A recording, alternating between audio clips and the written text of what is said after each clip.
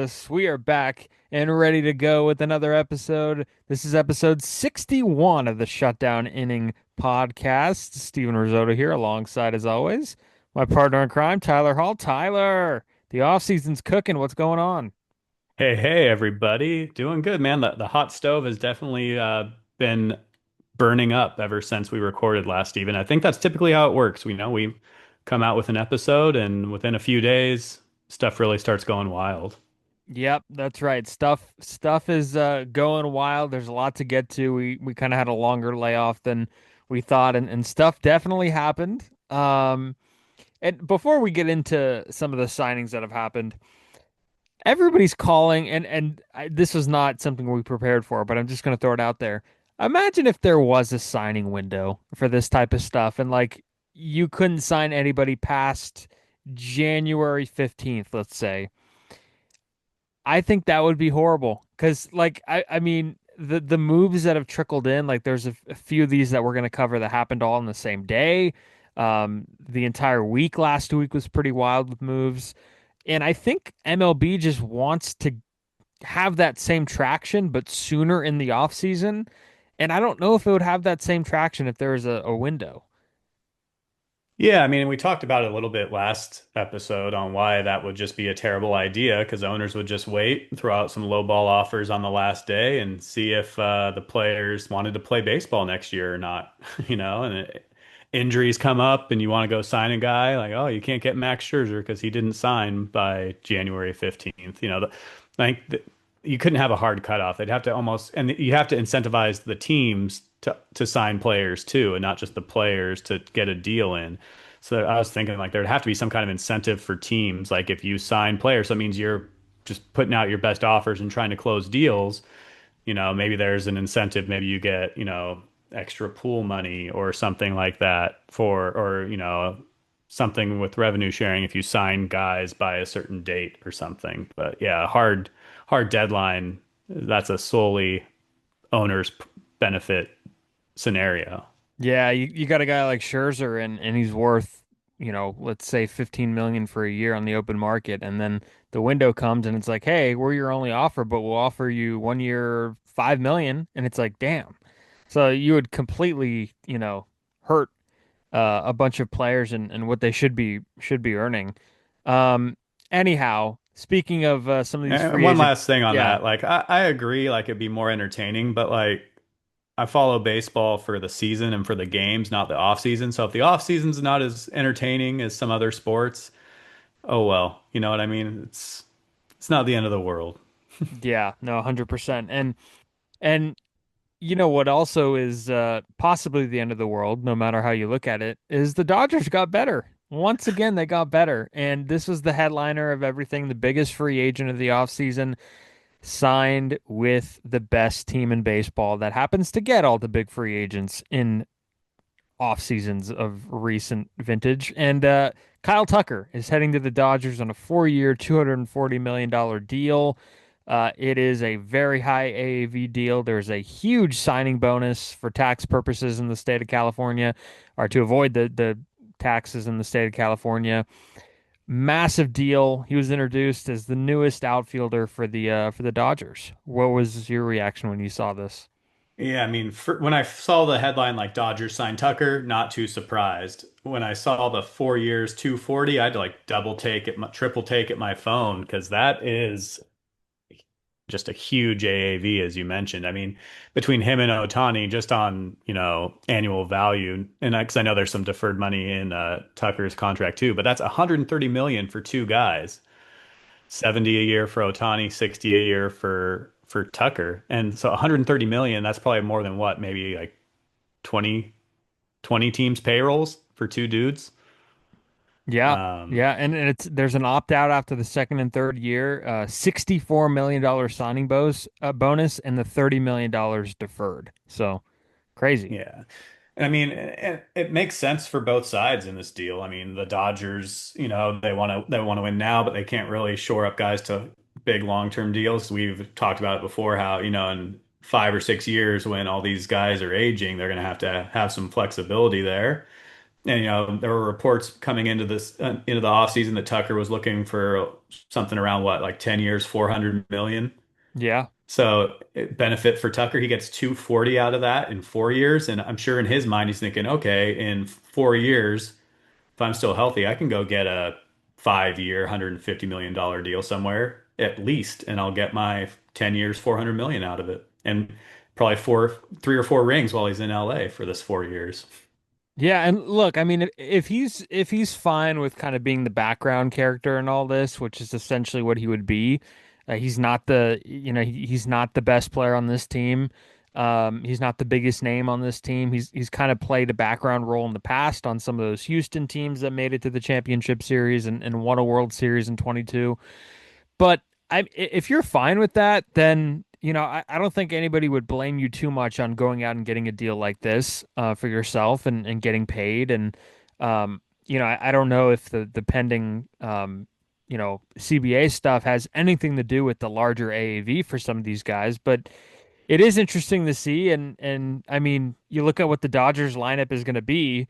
I mean, looking at it now, Ohtani, Betts, Tucker. Tucker would kind of be in that 3 hole or 4 hole, and then you got Freeman, Will Smith, Max Muncy, Teoscar Hernandez, Andy Pages in center, and then Hae-Sung Kim at second base. So I mean, you got all stars everywhere, pretty much every single position. And some of those guys are getting older. I think we've talked about Betts on this podcast before. Freddie Freeman is I believe going to be 37 or yeah, 37 next year, so he's going to get older.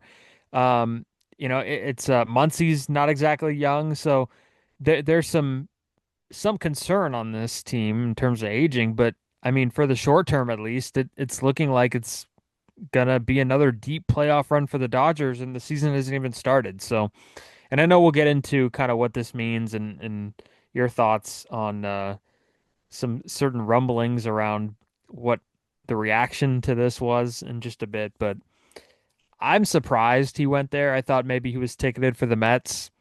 Um, Mets or Phillies. I mean, there was a few yeah, different teams, but I mean, like just to touch on your point a little bit, I mean, I'd be fine being background character for $60 million a year. So, he's getting main character pay. So, he's still the second highest paid guy on the team. yeah, no, But yeah, I mean, it's just ridiculous. I mean, and we didn't even, we just talked about how their offense has a all-star at almost every position, and we're not even talking about that rotation with Ohtani and Yamamoto and Glass now and Sasaki, and yeah, it's just it is what it is, man. And they're not break. I've said it before. They're not breaking any rules. Every team, maybe not to this extent, but teams could be going all out like the Dodgers are if they wanted to spend more of their revenue on building a winning ball club. yeah, no, there's no rules right now essentially, and they don't care about the luxury tax. That's long in the rearview mirror. Like, I mean, this is just open game right now, and again, any team could hypothetically do something like this, but the Dodgers have taken it to, the Mets had a run there where I guess still they're in that spot, but nobody's doing what the Dodgers are doing. They're just spending and it's working. I mean, Yeah. it's working. And I think I texted you after the signing happened. The Dodgers, for their current 26-man roster, have over $2 billion committed to their current active roster. It's insane. Completely insane. Um, and I guess moving on, that was the Tucker signing. Alex Bregman also signed a deal. He is going to be a member of the Chicago Cubs. He uh I think it's funny. I guess the big thing that everybody's saying about this one is that the Red Sox brought in Bregman to play third base. Devers got upset, and now they don't have either of them. And the Red Sox are kind Yeah. of left without either of them. But he had a good year last year. I thought that he was going to be a Red Sox for a while. I felt like, his swing was perfect for the Green Monster, but he's got a new home in Chicago. Yeah, I mean, that was one of my first reactions was actually thinking about the Red Sox and how they had a franchise player. They essentially, pissed him off and got him out of town because of Bregman, and then you let Bregman walk away for a deal that the Red Sox clearly could have made. So yeah, very interesting from Boston. They're kind of a interesting big market team if you look back to like when they unloaded Betts for basically no good reason too. But you mentioned his swing works for the monster. I think it'll play just well in the friendly confines of Wrigley too, especially in those summer days. And he's a great player to have on your team. He's won some championships, and so in that Central Division that seems to kind of be up for grabs a little bit in the NL. Probably everyone's still probably chasing the Brewers a bit, but gotta like the pickup for the Cubs. Yeah, no, he's a guy that I am not shocked that he's a Cub. He seems like a Cub. Like he seems like a guy that would have been on that 2016 team that won it 10 years ago. And crazy to think that that was 10 years ago, that team.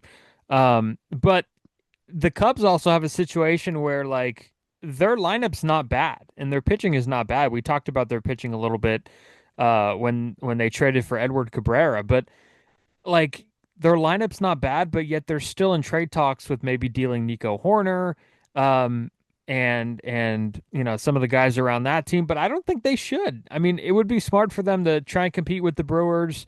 The Brewers are kind of doing their whole thing where they're trading, uh, you know, uh, Peralta, which we'll get to in a second. But it seems like they still have guys that they could have fill that role with no problem.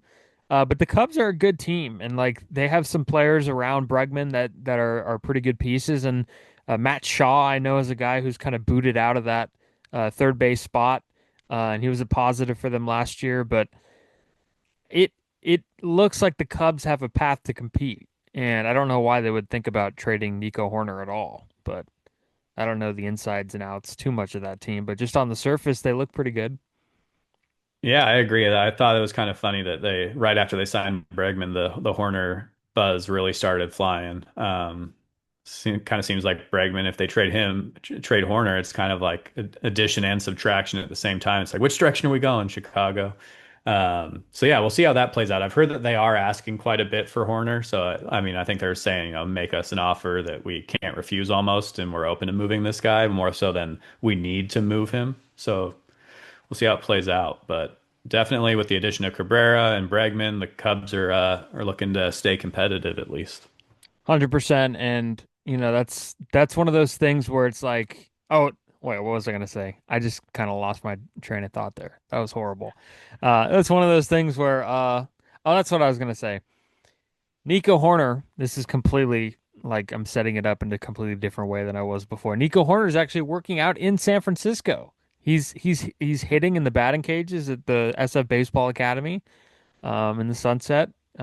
He's all over their Instagram page, so that's public info.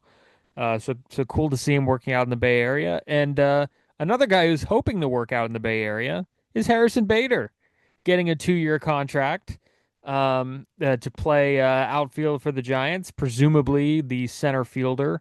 Jung Hoo Lee apparently is going to move to right field. So now you have an outfield of Ramos, Bader, and Jung Hoo Lee. What did you think about this move? They finally get a pretty much needed increase to their outfield defense. Yeah, I mean, outfield defense definitely needed an improvement. I would have liked a little more bat to be a part of that improvement too. But I think what he'll do for the outfield is huge. He's won at least one Gold Glove, I believe, maybe even a couple. So that, putting him in the center of that outfield where Lee and Ramos both had their struggles last year. I know Lee played right field predominantly in Korea too, so he's going to where he's potentially more comfortable, less stressful. Maybe that helps him perform at the plate a little bit more. And yeah, maybe he'll be able to teach Ramos how to catch a fly ball too. So it'll be great. Yeah, and had some power last year that was pretty impressive. The offense had an uptick and it really helped his market this year. And you know, at worst, this is a just an expensive fourth outfielder, which you could live with. If there is a situation where Drew Gilbert steps up or Mato steps up, and Bader's not playing well, there's still a chance for you to kind of recover. But I think he's the everyday guy for sure. Yeah. That's what he's getting paid to do. I don't think this is going to hurt them. It's only going to help. Um, and the thing about Jung Hoo Lee, Tyler, and I don't know if we've talked about this on this podcast, but I don't understand it. Like, I don't understand like that he is so much more athletic than we've seen. It's like when I look at him, I don't see a guy that should be almost negative 20 defensive run saved in center field. Like, there's no excuse for him to be a bad outfielder. Like, I look at the way he goes about it in center field. I look at his profile athletically. He's not slow. He's pretty quick. And the Giants don't even use his speed on the bases. Like, it's almost like he just hasn't, he's using like 60% of his athletic ability. And I just don't understand why, like, even offensively, stuff's not completely unlocked yet. Like, this next year is huge for him to figure out who he is, if he's going to be the Jung Hoo Lee from this past year or if there's more there. But I think there's more there. Like, I just don't understand how he's not a better outfielder. Basically, the Giants wouldn't have made this move if he was. Yeah, I mean, I agree. This year will be huge for him. I mean, he had a very short rookie season, so I kind of look at the 2025 year as almost his true rookie season, getting used to life and play in the big leagues. So, hopefully he'll be a little more comfortable. We know he made it into the country safely, luckily.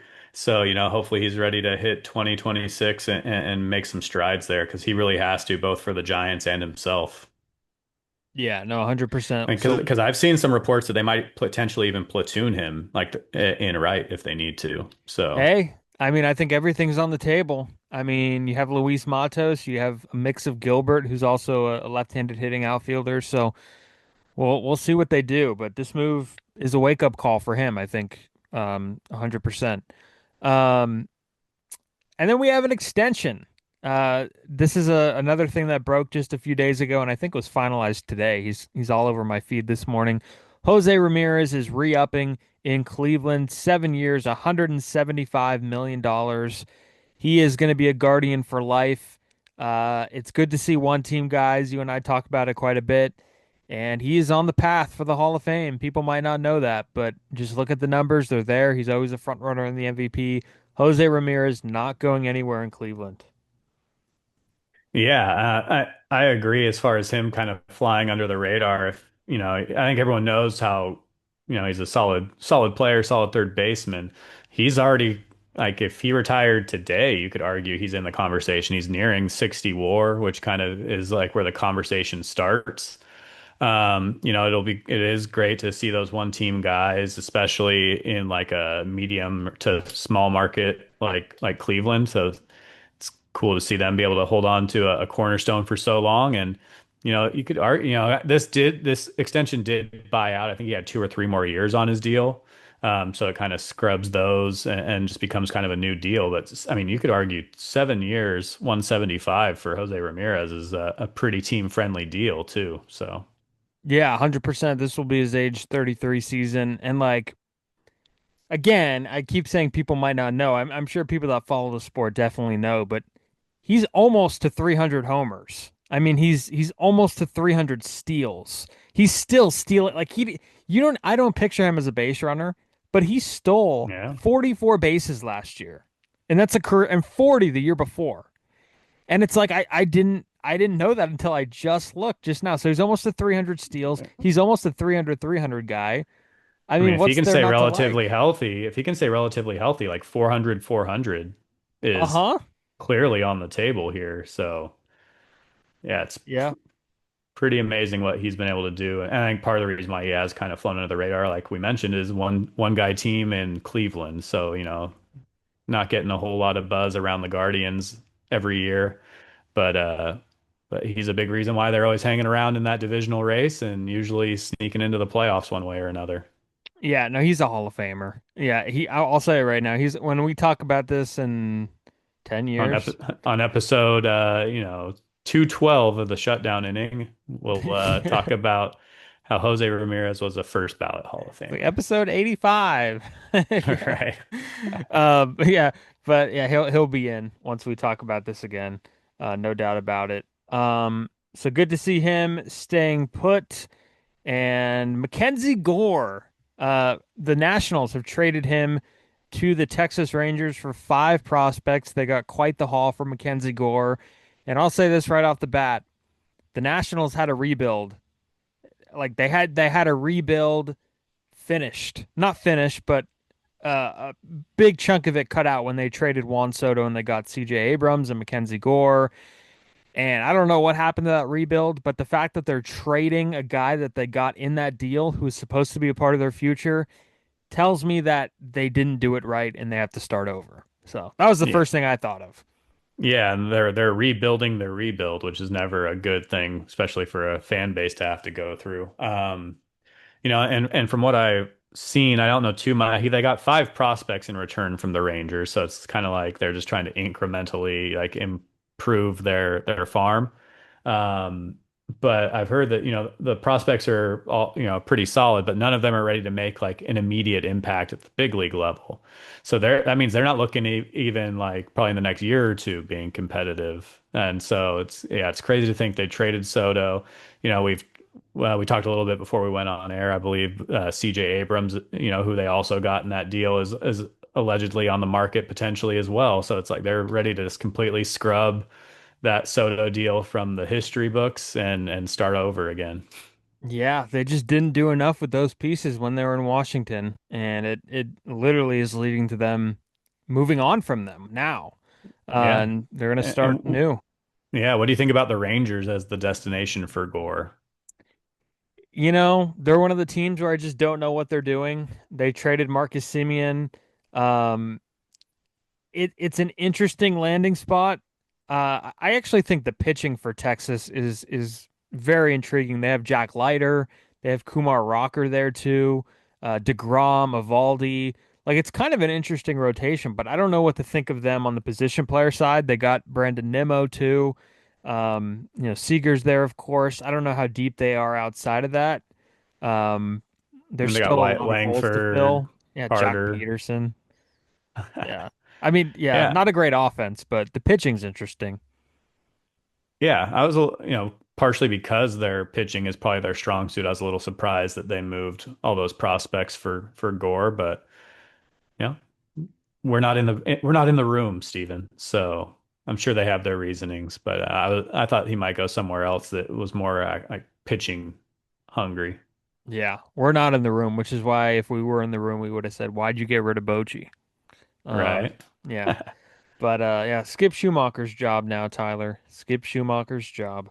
Yeah. Um, all Well, right. you had mentioned, but you had mentioned, Tucker. We had pegged him going to the Mets, and the Mets were one of those teams that pivoted really quickly once they Mhm. skipped out on missed out on Tucker, Steven, making a handful of moves here. The first one they did, handing your boy that you weren't too sure of, Bo Bichette, 3 years, 126 million. So I'm glad that I didn't continue on with that segue because you did a much better segue than I did. Um, this was also one that I didn't. I thought he was going to Philly. Um, And the thing with Bichette, and I've expressed to you my like suspicions about him, like what kind of player he is. I don't think he was ever worth 300 million, but you can kind of sell me at this price. Um, Still very expensive, high AAV deal. And the Mets really don't care what they're spending, it seems. So in that case, like it doesn't really matter to me. But like he's going to play third base, a new position. I like that. I like him and Lindor. That's probably one of the better left sides of the infield you'll see in baseball.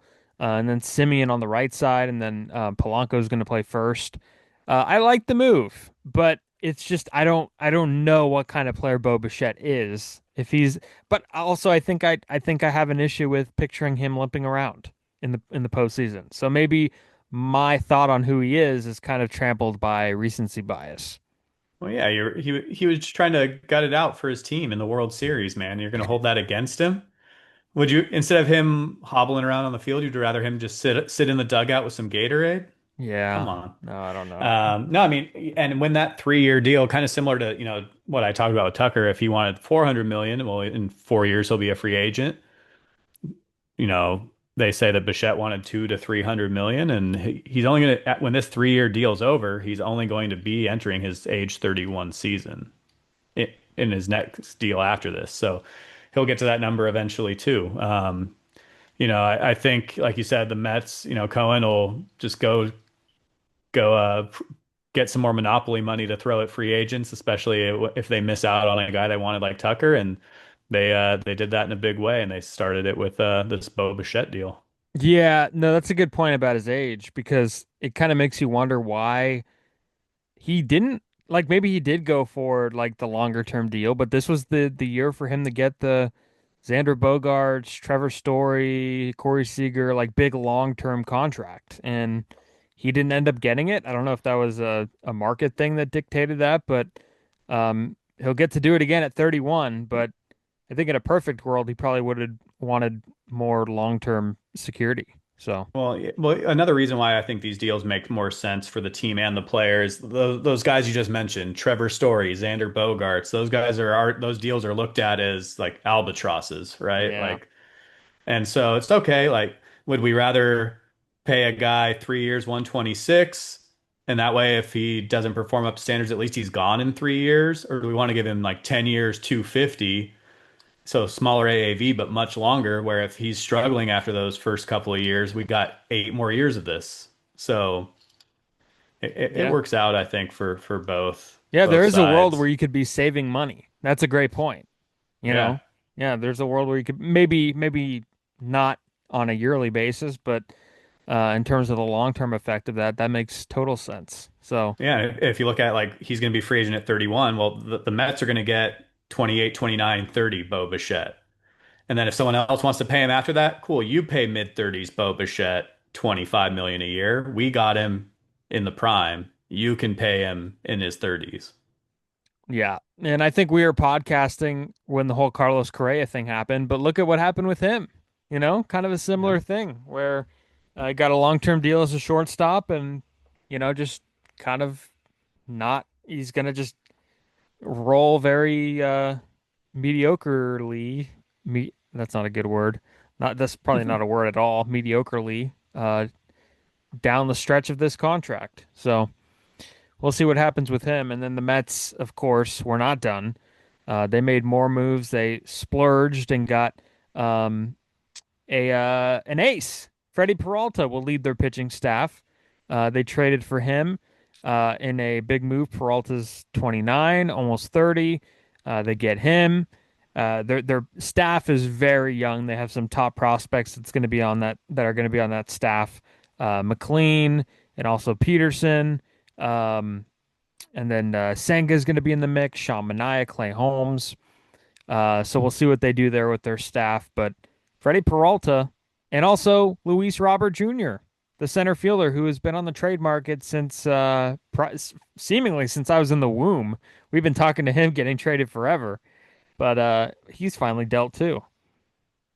Yeah, I think both big needs for the Mets, like you mentioned, very high ceiling but inexperienced rotation. So adding a true number one there is huge for them. And then I think the Mets only had like two guys on their 40 man with after they traded Nimmo, like with major league outfield experience. And so getting a guy like Robert to help shore up that outfield, you'll have him and Soto out there, and then they can help kind of bring the kids along, I guess. So I think two strong moves. I don't think they gave up too much for Robert, and I know they gave up a couple pretty good prospects for Peralta, but Cohen wants to win now, and so they're acting accordingly.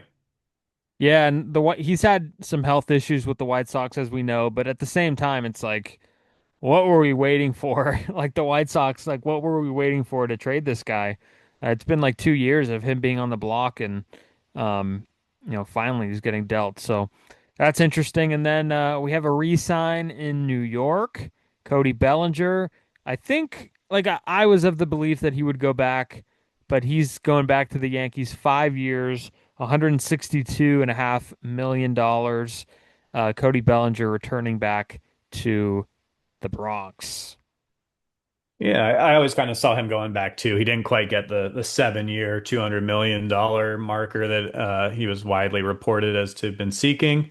But he seems to really have enjoyed playing in New York, and he'll be there for a while now. I think it's funny, in these deals now, there's always opt-outs. I think he's got like two or three opt-outs in that 5 year span too, and but especially with these higher AAVs, it'll be tough to opt out and say, I think I can get more than that, elsewhere, especially as you get a little bit older. So I think what's interesting too with the Yankees, have you seen Cashman's comments recently saying that he's willing to debate anybody that says the Yankees are not in a position to win the World Series? I did see that. Yeah, no, I did see.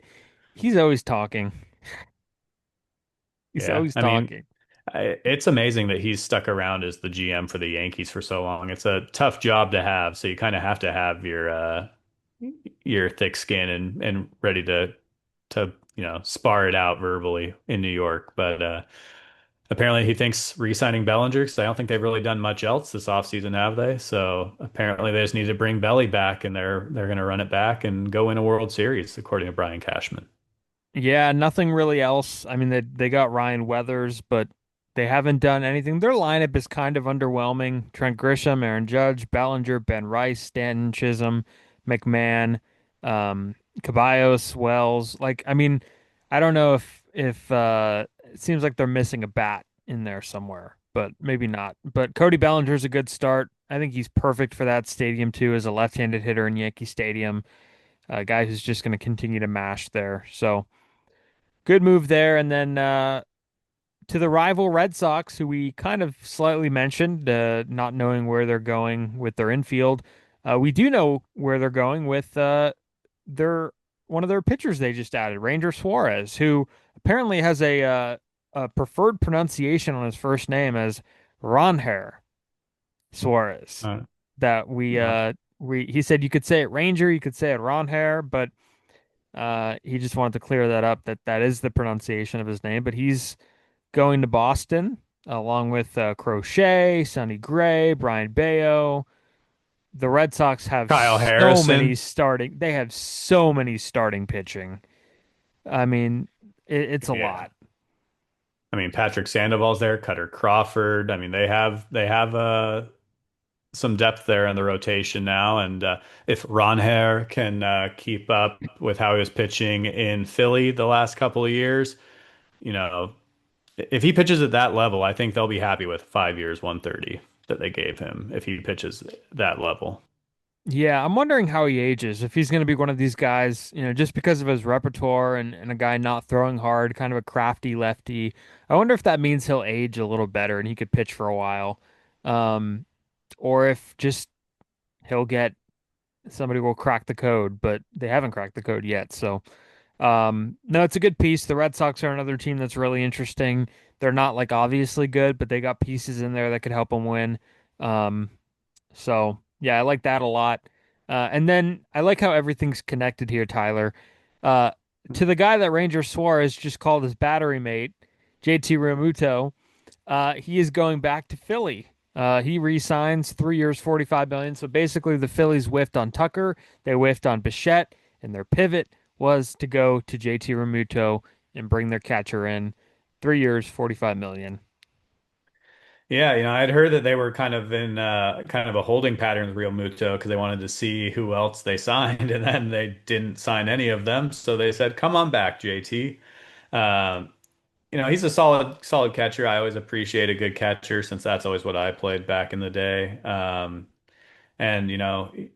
he's one of the more consistent guys, offensively and defensively behind the dish. So I could see, I think it's important to bring a guy like that back, especially in that position where he's not just a bat in the lineup and a glove in the field, but he's helping manage a pitching staff too. So Yeah. they probably just wish he was more of a supplement to their offseason instead of the guy they signed. Yeah, no, not the same guy anymore that he once was, but still a good catcher. They're hard to come by, and like I would give that much money to him, even going into his age 35 season. Like if it meant that I'm going to get the presence behind the plate, which he's been for them. Spent a lot of years in Philly. He'll end up finishing his career with 10 years in Philly at the end of this contract, and that's a big milestone for a guy. So. Yeah, not a bad move. Because what else would they have done? Honestly, it's so hard finding a good catcher in today's game. Um, it's just a tough position to upgrade. So, um, And it's funny, at least like it was 2 or 3 episodes ago, we talked about the aging core in Philly and how are they going to add to it. And They really didn't. They re-signed Schwarber, they re-signed Realmuto, so they're just going all in on this core they have and see if they can make some magic happen, I guess, man. Yeah, it's the Brian Sabian effect. Resign Huff, resign Lincecum, resign these guys, They, everybody. as Sabes would say, the Phillies did their due diligence, and this is what they landed with. Exactly. And speaking of Brian Sabian, one acquisition that he once made in 2011, It's a not circle of life here on the shutdown inning. everything is connected here. Everything's connected. Uh, if you look at it, everything that we've talked about, Tucker and Bregman were teammates in Houston. And then, actually, I'm not going to go through all that. That would take forever. Yeah. But everything has been connected with these segues. Yeah, Beltran and Andrew Jones inducted into the Hall of Fame. Tyler and I's favorite subject, also a favorite subject that we love and also love to hate. Just a fun discussion during the off season, and those two guys end up getting in. There is some jumps that we need to talk about too, but what were those reactions that you had of those two guys getting? I think we kind of figured Beltron and then maybe very likely Jones.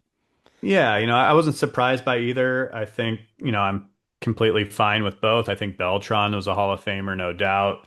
He had those issues in Houston in his last year. But, we've talked about before how he basically served his penalty for that. And, cheating on the field is nothing new to baseball. So I don't think holding a guy out for that. He wasn't the only guy in Houston. He was just the old guy. So he put it together, I guess. But, Hall of Fame career for him, no doubt. I think it's interesting that I think he's going in as a Royal, but you could argue he had a better impact and numbers on the Mets. And then Jones, we've talked about it before. I thought he was a Hall of Famer. I think, everyone just looked at, he kind of started to fall off a cliff once he turned 30. But most guys don't start when they're 18 or 19 years old and already have 10 gold gloves and 400 home runs by the time they turn 30. So, I don't think it matters when the peak is or where the peak starts to decline. He had a solid like 8, 9 year peak. So, most people look at like their top 7 years when they talk about Hall of Famers. Well, he had a top like 8 or 9. So, Yeah, I kind of came around on him a little bit later, but I think I remember Barry Bloom came on here and said that he had eaten his way out of the league after he turned 30, but he's in there now. And then there's some jumps to talk about. Um, Chase Utley ends up getting 59.1%. This would be a lot helpful if I had what he had before in front of me. Um, but it was a healthy jump for sure. yeah, no healthy jump. If you just like literally give me like 1 second, I could tell you. Yeah, last year he had 39.8, so he jumped nearly 20 percentage points. That is a huge jump for Chase Utley. And something that I think I was expected now that the ballots kind of cleared off just a little bit.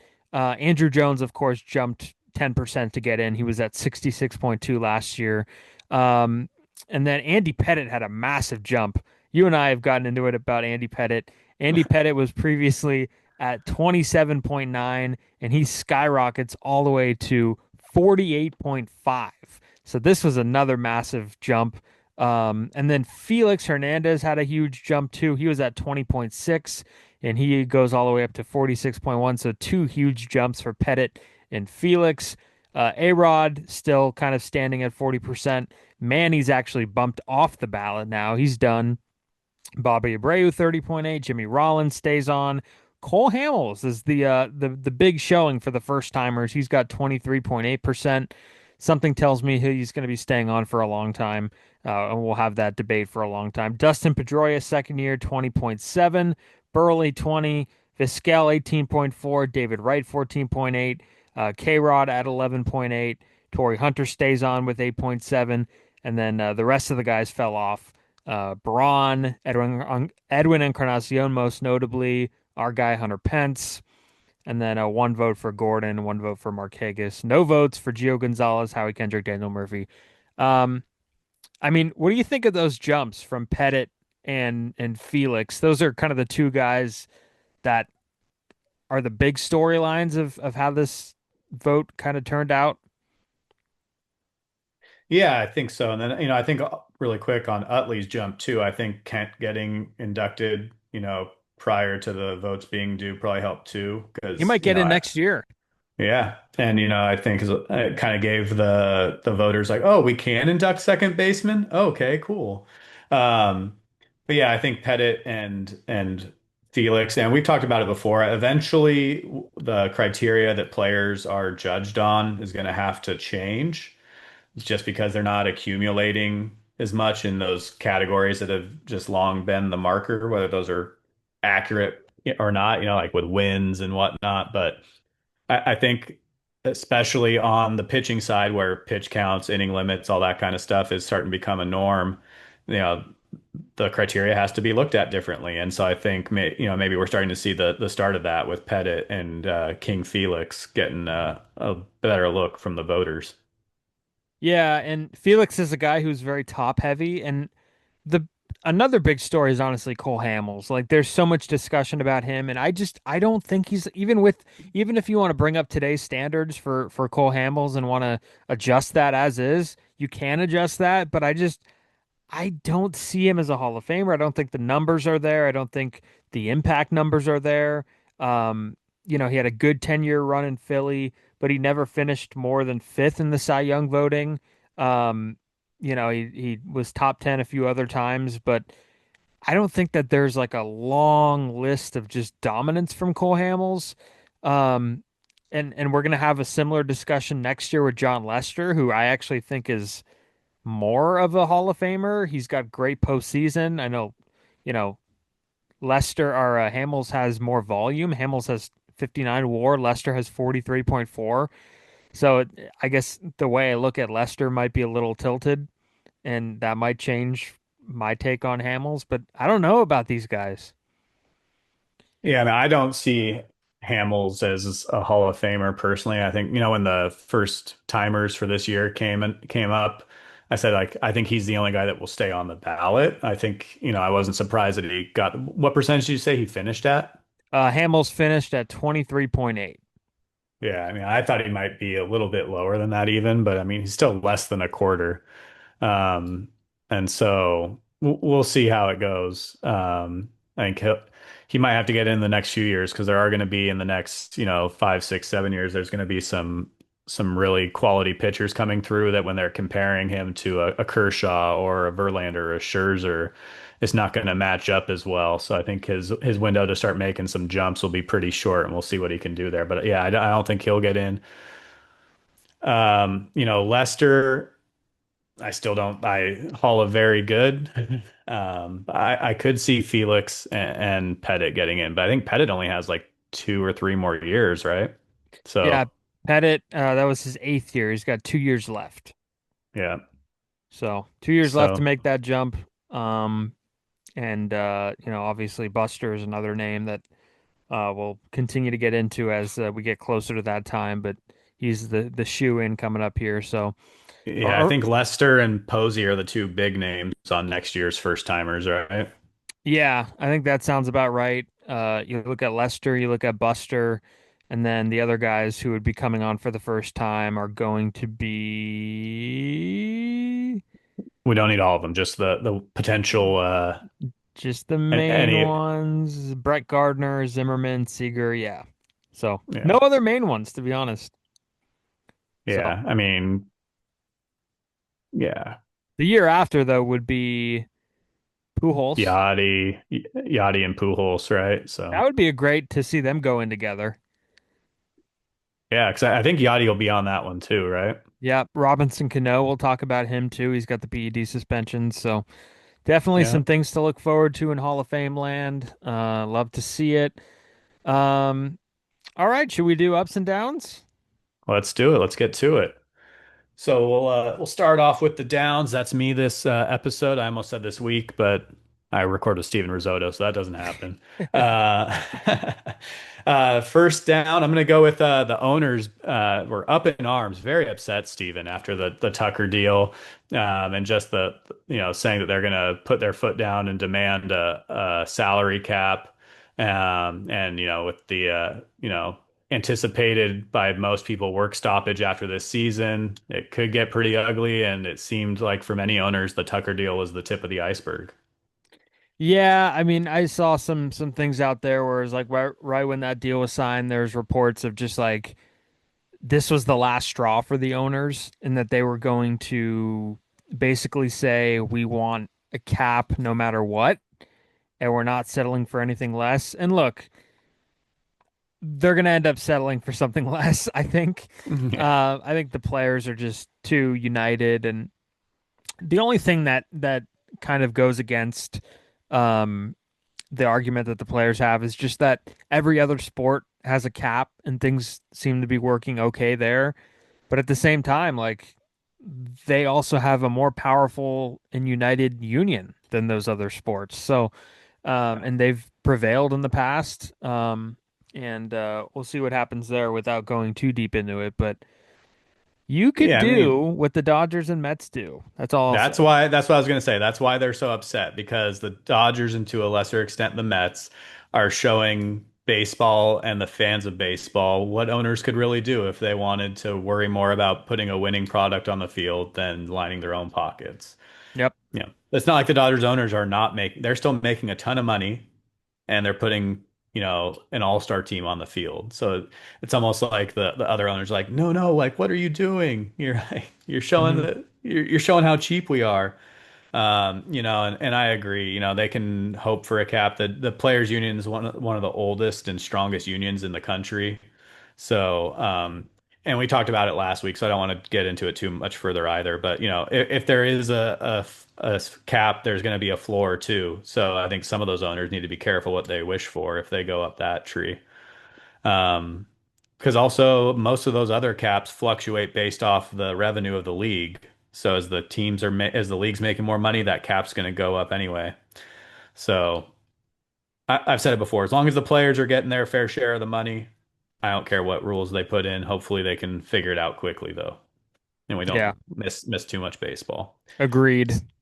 Speaking of missing baseball, Jose Altuve and Carlos Correa have been asked by the Astros to not play in the World Baseball Classic. Jose Altuve for Venezuela, Carlos Correa for Puerto Rico, citing insurance questions and not having insurance on if they get injured playing in the World Baseball Classic. I mean, us and most of our listeners know about Correa's injury history now at this point, and I think it was in the last World Baseball Classic, Altuve actually got injured in the World Baseball Classic. I think he took like a pitch off the forearm or something. So I can see why they're kind of a little hesitant there with some of their aging star players. But hopefully, this doesn't turn into a slippery slope where teams are asking their players across the board to not participate because that would really hurt the World Baseball Classic, and it's very fun to watch. Yeah, and it does hurt Venezuela, who, as you would imagine, is looking to beat the crap out of the United States, for other reasons. And I think Altuve's played in the WBC before, if I'm not mistaken. He played in 2017, and he also played in 2023. As I And just mentioned, he was hurt the last time, dude. yeah, sorry, I was just zoned out for a second. I was looking up.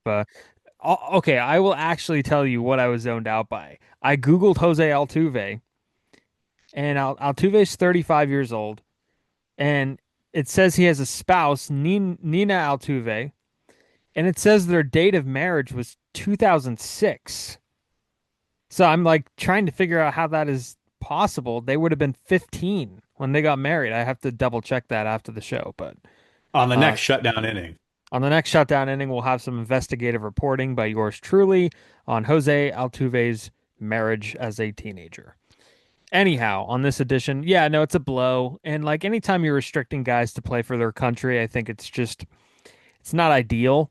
Um, and I know teams don't want their guys in there. This one, it seems like it's in the contract that they are not insured for baseball stuff outside of um, the Astros. So it seems like, you know, even if the Astros, I bet the Astros took the approach where it's like, oh yeah, damn, you can't play. Ah, look, it has it in the contract. Uh, and that's their excuse that they're going to use. But um, yeah, it sucks, but it is what it is. Kershaw couldn't play in the last one because of insurance issues, and he's playing in this one. They got that figured out because he's now not with the team and basically retired. So yeah, kind of a shame that they can't play because they would have made this tournament a lot better. Yeah. Agreed. And then my last down, I'm doing a crossover, Steven. I'm going with Bill Belichick getting snubbed by the Hall of Fame. Not a first, the guy who's won, I think, eight Super Bowls, not a first ballot Hall of Famer in the NFL. So, hey, Baseball Hall of Fame's not the only one that's a joke. Yeah, this one was kind of insane, and Bill Belichick, of course, one of the best modern day head coaches in the NFL. Um, I mean, Deflategate is a reason why, Spygate is a reason why. It's a little reminiscent of you know Carlos Beltran and what people are using against him with the Astros sign stealing. But here's the deal. He's gonna get in, right? And it sounds like this Yeah. is a consensus, like let's keep Bill Belichick out for 1 year and have him suffer. What is even the point of that? Like seriously, what's even the point of that? Wasn't Brady suspended during that whole thing? Like, haven't these guys been um punished enough? And then by the time the Hall of Fame comes up, it's like they have to get new punishments again. Like it's just so stupid. Like Beltran lost his job with the Mets when he was managing when he was about to manage because this whole thing leaked out and they fired him. And then like he thinks that the brunt of it's over. And then by the time the Hall of Fame comes up, like he's got to wait 3 or 4 years. So it's like, why are we just like the Hall of Fame just is always putting in like extra punishments on guys, when their career's Yeah. done with and they've already been punished. So I don't know, man. It- Like it seems like Belichick's gonna get in, but it is kind of a joke. Yeah, he'll get in eventually. It'll be funny to see if the voters, I think it's slightly different voting because like similar to baseball, how there's different voters for like managers than players. But it'll be interesting to see if, using the logic that the people keeping Belichick out the first year because of Spygate and Deflategate, I guess they'll have to keep Tom Brady out for the first year too, right? So it'll be Yeah. interesting to see how that goes. I'm sure Brady will waltz right in. But anyway, down Yeah. number three. Baseball's Hall of Fame's not the only joke. Yeah, and how's that going to go down with Brady not getting in like first ballot? Like he's consensus like one of the He best. will. I think he'll get in Yeah. fine on the first And like the ballot. the bottom line is in 5 years when both these guys are in, nobody's going to care, right? Nobody's going to care that Belichick had to wait a year. Belichick's not even going to care himself, which is why it's appropriate to ask the question, why are we doing this in the first place if at the end of the day nobody's going to care, you know? So, Yeah.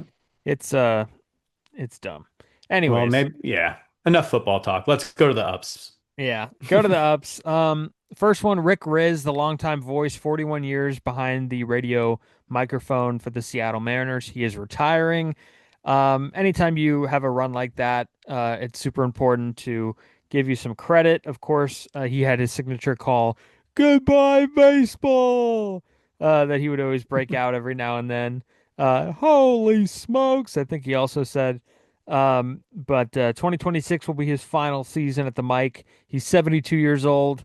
Uh, I believe he's the longest tenured voice right now. I could be wrong on that with the team. But yeah, goodbye baseball. Holy smokes. And then him and Dave Niehaus teamed up and they did the get out the rye bread and mustard grandma. It's grand salami time, so he would say that too. So he is retiring at the end of this year. Gets a nice farewell tour, hopefully. Also, here's an up. The Angels. Can I talk at all, man? Jeez. Oh, sorry. Shoot. I flew right by there. Sorry. No, it's all good. Yeah, we've talked before about how important announcers are to fan bases more so than anyone else because, they're in our living rooms with us every night for 6 months in the summer. And I saw a couple posts about him the last couple of days since he made the announcement and got to call some pretty epic moments in Mariners history. That was like early mid 90s Mariners playoff runs and all of Ken Griffey Jr.'s greatness in Seattle, and then the crazy 2001 team there. So He's had a pretty solid run, and I'm glad he's kind of given the warning that this is his last year, so he can get that admiration from the Mariners fans. Yeah, no, 100%. And then, okay, up number two. And this is really interesting, and it ends up having a happy ending. I don't know if you saw the story, Tyler, but I just want to preface it by saying good journalism is so important. And even though there's a distrust and attacks on journalism, especially sports journalism, and I'm looking at you, Jeff Bezos, as you dismantle the Washington Post sports section. There is some good journalism that still exists, not some, but a lot. And I'm going to highlight Sam Bloom of The Athletic, who is the Angels beat writer. We talked about a piece that he did, or the coverage he did with the Tyler Skaggs um, court case and the wrongful death suit that was involving the Angels and the Skaggs family. Well, this one is also really important. And Sam Bloom wrote an article. So basically, what happened is in early September, the Angels had a prospect named Rio Foster. He was involved in a car crash. There's three other passengers inside. The car flipped. It went into a pole. Foster was ejected from the vehicle. He was left in critical condition. He had a skull fracture, facial fractures, brain injury. He ended up getting transported back to Atlanta. He's So recovering there. this is an up, right? This isn't up. There's a happy ending. Okay. So basically, the Angels committed to paying for his insurance through the calendar year, through 2025. However, his mother told Sam Bloom of The Athletic basically that that was it. They were not going to pay any further. Um, and basically, Sam Bloom wrote this article, and then a week later, the team announced that they were going to pay his salary and continue to insure him for 2026. So they're giving him another year to figure it out. Another year for him to get healthy, I should say. Um, so good on the Angels for reversing a wrong, because they had a non-commitment to kind of insuring this guy. Um, and basically the driver of the car was arrested and uh, basically there's a whole thing there. But the Angels corrected their mistake. They were not going to insure this guy or pay him as he recovers. But it's good on them that they decided to change, and good on Sam Bloom for making a change with his coverage. Yeah, I mean, you'd hope that it wouldn't take a story and a team getting called out on it, but hey, at least they reacted the right way and they're taking care of that prospect. And yeah, it's great to hear a happy ending to that story, Stephen. Yeah, and for what it's worth, like he's never going to play baseball again. I believe he said himself that it's unlikely. His mom said it's unlikely. He's going to have hurdles to even live an everyday life. So, um, kind of tells you kind of the business side and what teams are thinking initially, and then when the public hears about some things, they want to inspire change, and in this case, it happened. So good on them. Final thing here, and I appreciate you with the assist on this, Tyler. 3 weeks left until spring training. This one really snuck up on us. Spring I training games. Well, Spring a lot training of games games. even better. I mean, we're getting close to pitchers and catchers reporting.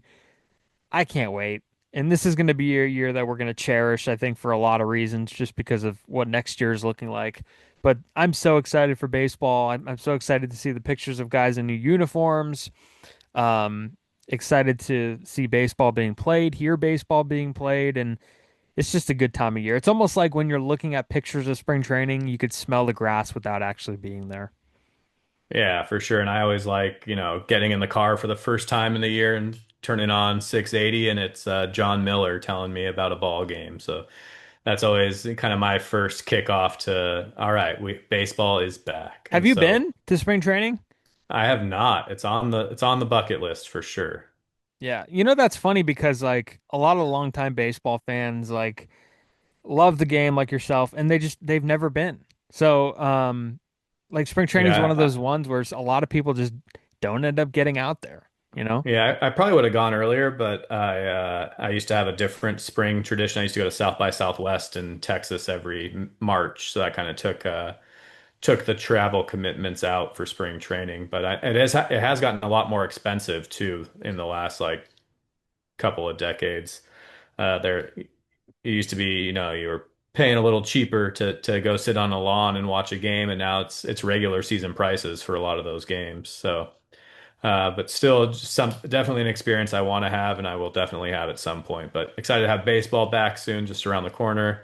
Get to watch and talk about it with you, watch and talk about it with Hunter, and so we're almost there, man. Almost there, of course. And we're almost there on the shutdown inning too. Not just 3 weeks for games, but also 3 weeks for us to get back in the swing of talking baseball during the regular season, which we will do regularly, hopefully, possibly, maybe. That's on Uh, you, big guy. the ball's in my court. And yeah, so I'm glad that we were able to shut it down again, Tyler. A lot of things to get to, and we got to them. Yeah, we got through them. We'll see hopefully we'll record for you guys again before those spring training games in 3 weeks we talked about. Yeah, we got to get those Um, lists. We'll do the list. We'll do the drafts. We'll have a guest on for sure before then too. So yeah, yeah. Yeah, so consider it shut down, my friend. we're shut down. Thank you everybody for listening. Go follow us on Twitter at shutdown_inning. Follow us on Spotify, Apple Podcasts, wherever you find your shows. And we will see you next time. That's what's up. Bye.